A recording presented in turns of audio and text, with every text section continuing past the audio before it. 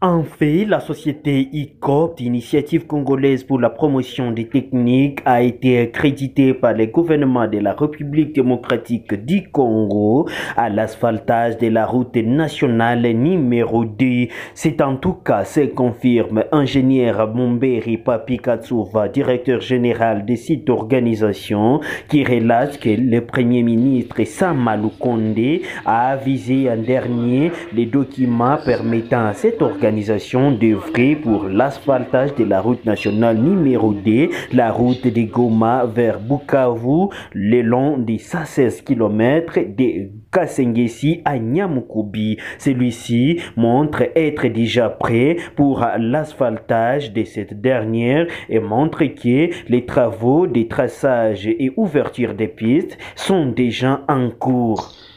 Oui, disons que plusieurs personnes disent les choses qui ne savent pas, qui ne savent pas. Nous, on a tous les documents. Les documents approuvés. Il y a de l'Office des routes, il y a du ministère des UTP et il y a l'approbation qui est le document définitif du Premier ministre qui était signé le vendredi passé en date du 16 à son ministère, à son cabinet du Premier ministre, monsieur le journaliste. C'est-à-dire que nous, on n'a pas de problème. Nous sommes là et pour accompagner seulement le chef de l'État et le gouvernement Sama Lukonde, l'Assemblée nationale qui a accepté que je travaille, que je faisais toutes les activités, monsieur le journaliste.